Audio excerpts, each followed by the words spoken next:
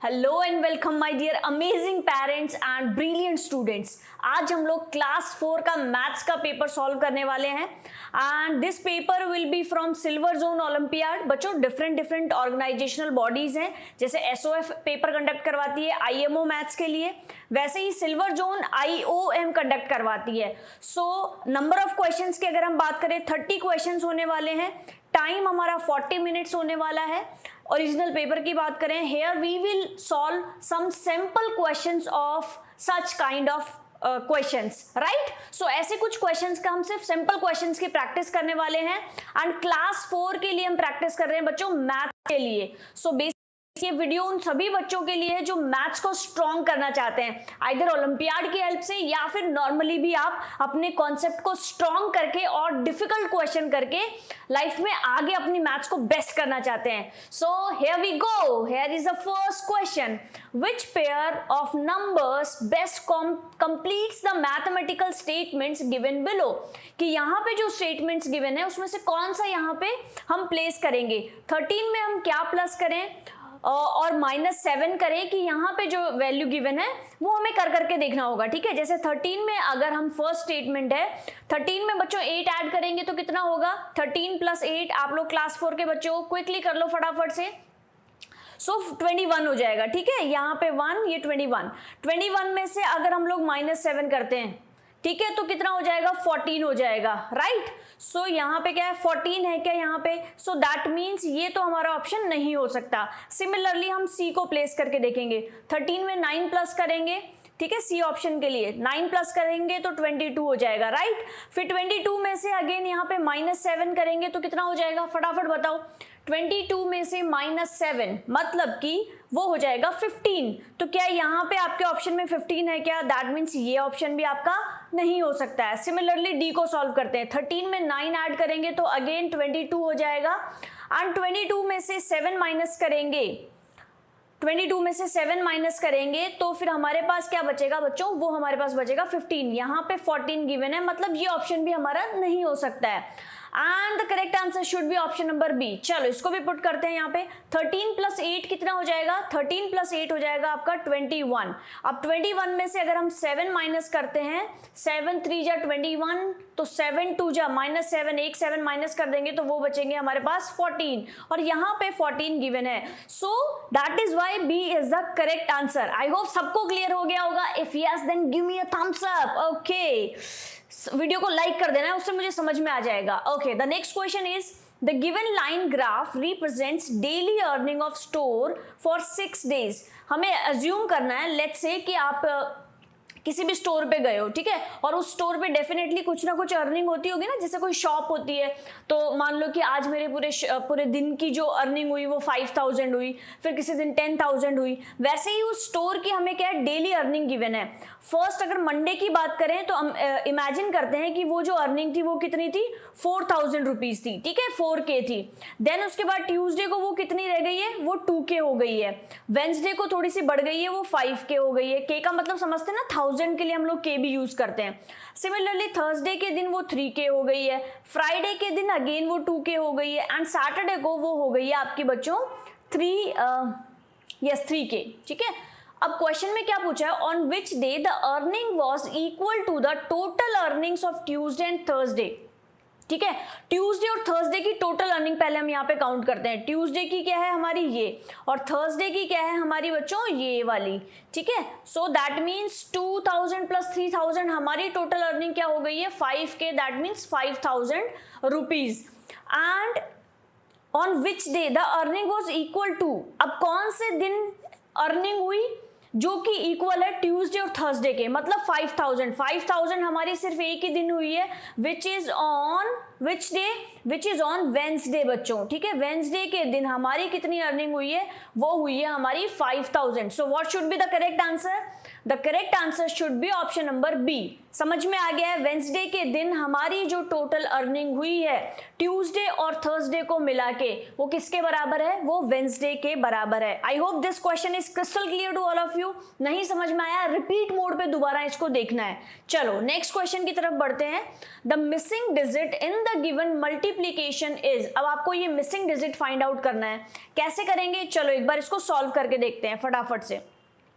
Although the correct answer is option number B, ठीक है, but still हम लोग एक बार पुट करके देखते हैं। यहाँ पे हम 1 8 7 3 6। अब एक चीज बच्चों बहुत इंपॉर्टेंट है मैथमेटिक्स के लिए, वो ये है कि बहुत केयरफुली आपको कैलकुलेशन पार्ट करना है। कई बार क्या होता है, हमें आता सब कुछ है लेकिन हम जल्दबाजी ऐसे करते हैं और उस जल्दबाजी में हम मिस्टेक कर देते हैं। So the most important thing is कि आपको क्वेश्चन को केयरफुली रीड करना है और जो भी कैलकुलेशन पार्ट है उसको स्लोली बहुत अच्छे से सॉल्व करना है एंड देन आंसर पे आना है। सो 6 3 से क्या हो जाएगा बच्चों? 18, ठीक है, 1 यहाँ पे आपका कैरी चला गया। देन 6 7 जा 42, 2 यहाँ पे हो जाएगा, 2 + 1 कितना हो जाएगा? 3, ठीक है। देन उसके बाद में 4 आपका कैरी हो जाएगा। 6 8 जा 48, 48 में 4 ऐड करेंगे हम लोग 52, ठीक है, तो 5 यहाँ पे चला जाएगा। देन 6 1 is 6, 6 में 5 ऐड करेंगे तो दैट मीन्स हमारे पास कितना हो जाएगा? 6 + 5 11। क्या हमारी ये जो आंसर वाली डिजिट है वो आ रही है क्या? नहीं आ रही है। सो दैट मीन्स ये तो नहीं होने वाला है। सिमिलरली बाकी के ऑप्शंस आपको पुट करके देखने हैं। मैं डायरेक्टली आंसर वाला पार्ट आपको यहाँ पे सॉल्व करके दिखाती हूँ।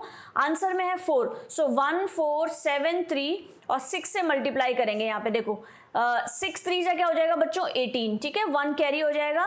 यहाँ पे 6 7 जा 42, 42 में 1 ऐड करेंगे 43, सो 4 यहाँ पे कैरी हो जाएगा। 6 4 जा 24, 24 में 4 ऐड करेंगे 8 हो जाएगा। देन अगेन 2 यहाँ पे चला जाएगा। देन 6 1 is 6, 6 में 2 ऐड करेंगे तो 8 हो जाएगा। 8 8 3 8 which is in our answer part 8 8 3 8। So that is why B is the correct answer. बाकी आपको सी और डी पुट करके देखना है सो दैट आपको ये पता लगे कि कैसे आंसर करेक्ट नहीं है बाकी के सारे। And the next question is Roman numerals XL is same as. अब आपको इसके लिए पता होना चाहिए कि x की वैल्यू क्या है। x की वैल्यू है हमारी 10, L की वैल्यू क्या है हमारी 50, ठीक है। बाकी मैं आपको एक बार यहाँ पे चार्ट दिखा लेती हूँ। देखिए 1 को हम कुछ इस तरीके से लिखते हैं, 2 को हम कुछ इस तरीके से लिखते हैं, राइट। सिमिलरली x मीन्स आपका 10, L मीन्स आपका 50 एंड बाकी का भी आप देख सकते हो। C means 100, D means 500 and M is to 1000। So similarly 50 - 10 यहाँ पे XL की वैल्यू कितनी हो गई है बच्चों? 40। अब आप मुझे बताओ यहाँ पे सॉल्व करने पे 40 किस में आ रहा है? सो 100 + 40 तो क्या हो जाएगा? 140, तो ये तो नहीं हो सकता है। 60 - 10 हो जाएगा 50, तो ये भी नहीं हो सकता है। देन सिमिलरली 100 - 40 ये हमारे पास बचेगा 60, ये भी नहीं हो सकता है। 100 - 60 that is equals to 40। So that is why D is the correct answer for this question. Okay चलो नेक्स्ट क्वेश्चन करते हैं हम लोग। And the question says, in which one of the following figure the fraction represented by the shaded parts is equal to 1/3? ठीक है, अब इसको समझना बच्चों कि आपको फ्रैक्शंस के क्वेश्चंस कैसे सॉल्व करने होते हैं। यहाँ पे पूछा आपसे शेडेड पार्ट, ठीक है, शेडेड पार्ट किसके 1/3 कौन सा वाला है? सो समझो यहाँ पे टोटल पार्ट्स कितने हैं? 1 2 3 4 5, ठीक है, तो दैट मीन्स नीचे तो कितना आ जाएगा आपका 5। जैसे हम लोग बोलते हैं ना कि आपके 10 आउट ऑफ कितने मार्क्स आए? 10 आउट ऑफ मीन्स आपके 5 आए, 6 आए, 7 आए। सिमिलरली यहाँ पे टोटल कितने हैं आपके? 5। अब यहाँ पे शेडेड पार्ट्स कितने हैं? वो है 3। दैट मीन्स ए तो हमारा ऑप्शन नहीं हो सकता क्योंकि हमसे 1/3 पूछा है। सिमिलरली यहाँ पे आपके टोटल कितने हैं? 1 2 3 4, तो 4 यहाँ पे आपके नीचे आ जाएगा। शेडेड कितने हैं? 1 2 एंड 3, सो ये आपका हो जाएगा 3/4। ये भी हमारा आंसर नहीं हो सकता। यहाँ पे भी हम काउंट करेंगे टोटल 1 2 3 4, तो नीचे आपका क्या आ जाएगा? डिनोमिनेटर में 4। सिमिलरली शेडेड कितना है? 1, तो 1/4 है क्या? No. So that is why this is incorrect. यहाँ पे टोटल कितना है? 1 2 3, सो नीचे आपके आ जाएगा 3 एंड शेडेड कितना है बच्चों? 1। So that is why D is the correct answer for this question. I hope ऐसे क्वेश्चंस को कैसे आपको अप्रोच करना है एग्जाम में ये भी आपको क्लियर हो गया होगा, right. So moving forward to the next question, and सबसे पहले अपने आप को शाबाशी देनी है, ओके। से शाबाश to yourself my dear students, क्योंकि आप लोग बहुत अच्छा कर रहे हैं। क्वेश्चन नहीं भी आता, इट्स टोटली फाइन बच्चों, you are practising which is more important. Mathematics क्या मांगती है बच्चों? प्रैक्टिस मांगती है। आप उसके लिए ट्राई कर रहे हैं, कोशिश कर रहे हैं, सो that is more important for me. So well done, I am so proud of you. Keep practicing with me. So the next question is, what is the perimeter of the given figure? अब यहाँ पे हमें जो figure given है उसका perimeter निकालना है। तो पेरीमीटर के लिए हम क्या करेंगे बच्चों? सारी साइड्स देखेंगे, ठीक है, और उन सबको ऐड कर देंगे। तो यहाँ पे हमें गिवन है एक साइड, चलो हम काउंट कर लेते हैं 1, एंड सिमिलरली हम क्या करेंगे बच्चों? सारी साइड्स यहाँ पे लिख लेंगे 1 2, देन ये हो जाएगी 3, फिर ये 4, ये 5, देन ये हो जाएगा आपका नंबर 6 7 8, ठीक है। देन उसके बाद में सिमिलरली आपको कंप्लीट काउंट करनी है, ठीक है। 7 8, फिर ये आपका हो जाएगा 9, फिर ये 10, फिर ये आपका हो जाएगा 11 12 13 14, फिर आपका हो जाएगा 15, देन ये हो जाएगा 16 17 18, ठीक है, 19 20 21 22 23 24, ठीक है। देन ये हो जाएगा आपका 25, ये हो जाएगा आपका 26, ठीक है बच्चों, ये हो जाएगा आपका 27, ठीक है। एंड टोटल नंबर ऑफ कितनी आ गई है आपकी बच्चों? 28 साइड्स आ चुकी है, ठीक है। 27 और ये आपका हो जाएगा 28। सो हम क्या करेंगे? 28 साइड्स को हम क्या करेंगे? 28 साइड्स को हम मल्टीप्लाई करेंगे बच्चों 3 से। 3 से क्यों किया? क्योंकि एक साइड की वैल्यू हमें यहाँ पे गिवन है which is equals to 3 centimetres, right. So 28 को हमने क्या किया? 3 से मल्टीप्लाई कर दिया। सो 28 को जब हम 3 से मल्टीप्लाई करेंगे तो क्या आंसर आएगा? 8 3 जा क्या हो जाएगा हमारा बच्चों? 24, तो 4 हो जाएगा, 2 यहाँ पे चला जाएगा हमारा, फिर अगेन 3 2 जा 6, 6 + 2 8। सो आंसर क्या हो गया हमारा? 84, which is in option number C, 84 centimetre. Clear हो गया? पेरीमीटर कैसे निकाला है हमने?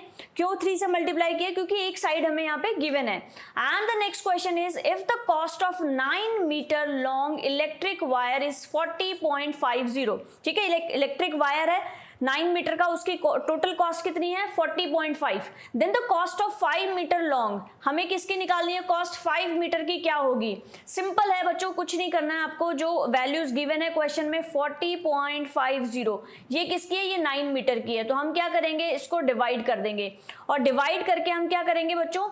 एक की कॉस्ट निकालेंगे, ठीक है। वो कैसे निकालेंगे? देखो सिंपली यहाँ पे 9 4 जा क्या होगा? 36, ठीक है। तो हमारे पास यहाँ पे क्या बच जाएगा? 4, एंड यहाँ पे पॉइंट है तो यहाँ डेसिमल आ जाएगा हमारा। देन उसके बाद में 9 5 इज 45, ठीक है। तो यहाँ पे 4.5 और ये 0 एज इट इज आपका यहाँ पे आ जाएगा, यहाँ पे भी 0। सो दैट मीन्स जो 1 मीटर वायर की कॉस्ट आई वो हमारी कितनी है बच्चों? 4.5, ठीक है। 1 मीटर वायर की जो कॉस्ट है वो हमारी कितनी हो गई है? That is equals to 4.5 rupees.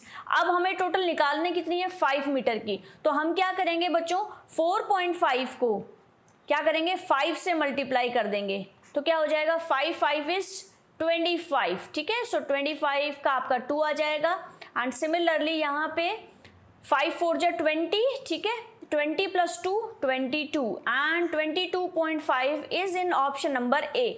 So the correct answer is option number A. Simple इसको ऐसे कैलकुलेट करना है।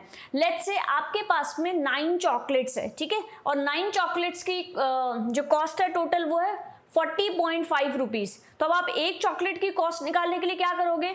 उस 40 रुपीज को 9 से डिवाइड कर दोगे तो आपके पास एक चॉकलेट की कॉस्ट आ जाएगी, राइट। और फिर आपको कितने की निकालनी है? 5 की निकालनी है। तो उस एक चॉकलेट के पैसे को आप किससे मल्टीप्लाई कर दोगे? 5 से, क्योंकि सब सेम रुपीज की है ना। जितने की 1 चॉकलेट आई है उतने की वो सेकंड वाली होगी, उतने की थर्ड फोर्थ फिफ्थ। तो आप क्या करोगे? उस 1 को 5 से मल्टीप्लाई कर दोगे, जिससे हमें एग्जैक्टली 5 चॉकलेट्स की कॉस्ट मिल जाएगी। सिमिलरली 5 मीटर वायर की हमें कॉस्ट पता चल जाएगी। आई hope this question is clear. ऐसे क्वेश्चंस की प्रैक्टिस आपको करनी है बच्चों, सो दैट ये क्वेश्चंस आपको इजी लगने लगे। The next question is, if two angles of a triangles are 42 degree and 47 degree, ठीक है, then the triangle is an acute angle triangle, obtuse angle triangle, right angle triangle या फिर isosceles triangle, कौन सा वाला आपका triangle होने वाला है ये, ठीक है. So the correct answer for this question is obtuse. चलो इसको एक बार समझ लेते हैं. देखो यहाँ पे गिवन है इक्विलेटरल ट्रायंगल, हम किसको बोलते हैं बच्चों, जिसकी तीनों साइड्स क्या होती है, इक्वल होती है, ठीक है. आइसोसेलेस में क्या होता है, दो इक्वल साइड्स होती हैं हमारी. देन उसके बाद में स्केलेन में क्या होता है, कोई भी साइड इक्वल हमारी नहीं होती है. सिमिलरली इक्विएंगुलर, जहां पे हमारे तीनों एंगल्स क्या होते हैं, सेम होते हैं. फिर एक्यूट एंगल में क्या होगा, जब हमारे जो 3 एंगल्स होंगे, ठीक है, वो क्या होंगे, लेस देन 90 होंगे. राइट एंगल सबको पता है जब हमारा यहाँ पे 90 डिग्री होगा. तो ऑब्ट्यूज एंगल में क्या होगा, जब एक एंगल आपका क्या होगा, one angle is greater than from 90 degree. ये देखो ये क्या है आपका, ग्रेटर देन 90 डिग्री है. सिमिलरली जैसे अगर हम ट्रायंगल की बात कर रहे हैं बच्चों, तो दो तो आपके कितने हो गए, 47 प्लस 42 कितना हो जाएगा, 40 प्लस 40 80 और 7 प्लस 2 89, ठीक है, 89. तो दूसरा वाला जो एंगल होगा वो डेफिनेटली आपका 90 से ज्यादा होने वाला है. बेसिकली तो आपका क्या हो जाएगा, 91 हो जाएगा ना, क्योंकि टोटल जो है वो 180 होना चाहिए हमारा. तो 180 में यहाँ पे करेंगे हम तो +1 करना पड़ेगा. दैट मीन्स अल्टीमेटली वो 90 से ज्यादा है. सो 90 से ज्यादा है जब वन एंगल हमारा, तो उस केस में आंसर क्या होना चाहिए, obtuse angle triangle. I hope this is clear to all of you. And the next question is, minimum how many more unit squares must be shaded so that the given figure has at least one line of symmetry.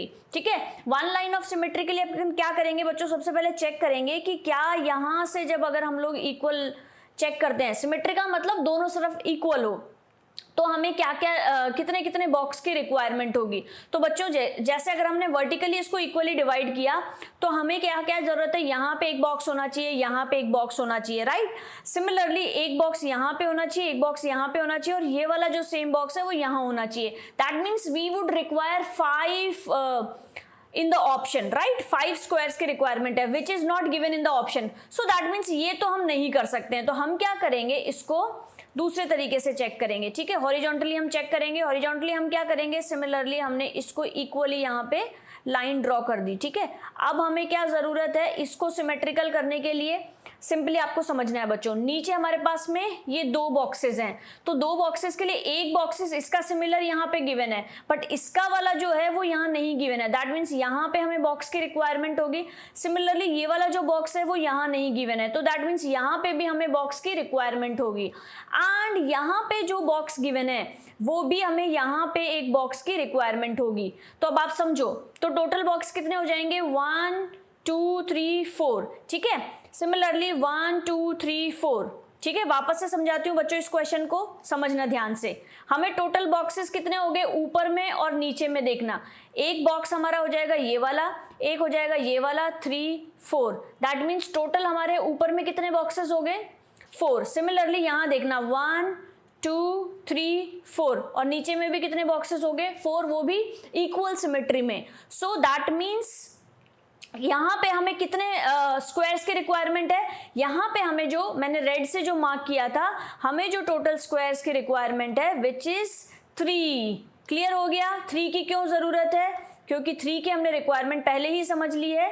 यहाँ पे 1 equal करने के लिए यहाँ पे, फिर यहाँ पे और फिर यहाँ पे. So the correct answer should be option number D. Simply खुद से सॉल्व करके देखना, समझ में आ जाएगा, बहुत इजी क्वेश्चन है. And the last question of this video is on your screens now. What comes next in the given figure pattern. यहाँ पे आपको एक पैटर्न गिवन है, उसके बाद में क्या आएगा. जैसे फर्स्ट के ए के बाद में यहाँ पे डायरेक्ट सी आ रहा है, दैट मीन्स यहाँ पे बीच में क्या स्किप हो रहा है, बी स्किप हो रहा है. सी के बाद में डायरेक्ट ई आ रहा है, तो दैट मीन्स यहाँ बीच में क्या स्किप हो रहा है आपके बच्चों, सी डी स्किप हो गया, यहाँ ई एफ स्किप हो गया, ठीक है. तो एक लेटर आपका आपका क्या हो रहा है, यहाँ पे स्किप हो रहा है। तो आंसर जो आना चाहिए वो जी, यहाँ पे हमारा जो होगा वो एच स्किप होगा, और आंसर जो हमारा बॉक्स बनेगा उसमें फर्स्ट लेटर आपका आएगा बच्चों आई। तो आई किस किस ऑप्शन में है, बी और सी ऑप्शन में, दैट मीन्स ए और डी ऑप्शन तो हमने वैसे ही एलिमिनेट कर दिए, मतलब हटा दिए हैं।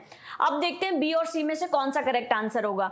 दूसरी चीज आपको क्या आइडेंटिफाई करना है बच्चों, ये वाला जो स्क्वायर है वो क्या हो रहा है, वो कंटिन्यूअसली क्या हो रहा है, रोटेट हो रहा है, चेंज हो रहा है। यहाँ पे ये जो बॉक्स था वो अगली वाले में यहाँ पे आ गया है। अब यहाँ वाला जो बॉक्स है वो नेक्स्ट टाइम पे क्या हो जाएगा, यहाँ पे शिफ्ट हो जाएगा, दैट मीन्स यहाँ पे शिफ्ट हो गया है। यहाँ वाला जो बॉक्स है, ठीक है, वो बच्चों क्या हो जाएगा, अगली वाली बारी में आगे शिफ्ट हो जाएगा, ठीक है, तो वो यहाँ पे शिफ्ट हो गया है। अब नेक्स्ट जो हमारा टर्न आएगा उसमें वो जो बॉक्स है वो कहाँ पे शिफ्ट हो जाएगा, वो कुछ इस जगह पे शिफ्ट हो जाएगा। So which is in option number B. Clear हो गया सबको क्यों बी करेक्ट आंसर है। एक जो हमारा स्क्वायर है वो भी अपनी पोजीशन चेंज कर रहा है, क्लॉकवाइज डायरेक्शन में एक एक जो पोजीशन है उसको शिफ्ट करते हुए जा रहा है। So that is why B is the correct answer. I hope आप सारे बच्चों ने बहुत अच्छे से सारे क्वेश्चन सॉल्व किए होंगे। If you like this video please do like, share and subscribe this channel because it is completely free for you, but इससे मुझे वैल्यू मिलती है। आपको कैसा लगा ये वीडियो मुझे जरूर बताना है कमेंट सेक्शन में, और लाइक तो आपको सबको जरूर करना है ये वीडियो, सो दैट मुझे पता लग पाए कि आप लोग एंजॉय कर पा रहे हैं। Bye, take care and I wish you all the very best for your bright future my dear students, and pat your back, say शाबाश टू योरसेल्फ। आप लास्ट तक पहुंचे हो, आपने क्वेश्चंस की प्रैक्टिस करी है, सो से शाबाश to yourself from my side. Okay, let's meet in the next video, till then bye bye.